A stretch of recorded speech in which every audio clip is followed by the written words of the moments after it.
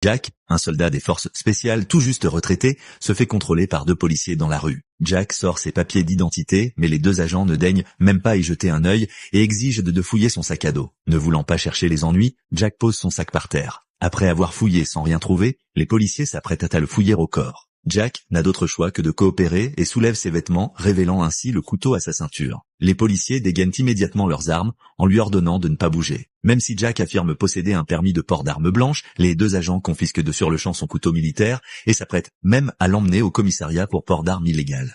Mais Jack refuse de coopérer. Voyant qu'il n'y a personne aux alentours, les 2 policiers décident de lui donner une leçon. Cependant, malgré plusieurs tentatives, ils ne parviennent pas à toucher Jack. Ce n'est que lorsqu'un des policiers sort son pistolet que Jack accepte de les suivre au commissariat. Ils ignorent qu'ils viennent de s'en prendre à la mauvaise personne. Une fois au commissariat, le chef de police examine les papiers de Jack et découvre qu'il est colonel des forces spéciales. Pour éviter tout problème inutile, le chef ordonne immédiatement à ses subordonnés de rendre ses affaires à Jack et l'invite dans son bureau pour s'excuser. Mais Jack remarque que le bureau du chef est rempli d'objets de luxe hors de prix. Il réalise que le chef est tout aussi corrompu que ses subordonnés. Peu après, Jack quitte le bureau. À ce moment-là, une jeune fille arrive en face de lui. Cette jeune fille, Kaylee, est venue au commissariat pour payer ce qu'on appelle des frais de protection. Mais lorsque Kaylee s'apprête à partir après avoir payé, le chef nourrit de mauvaises intentions envers la jolie jeune femme. Par chance, Jack, qui vient tout juste de sortir, se rend compte qu'il a oublié sa radio au commissariat. Quand Jack retourne au bureau, il tombe sur le chef en train d'agresser Kaylee. Voyant Kaylee recroquevillée dans un coin, l'air désemparé, comment Jack, en tant que militaire, pourrait-il rester les bras croisés? Furieux d'être dérangé,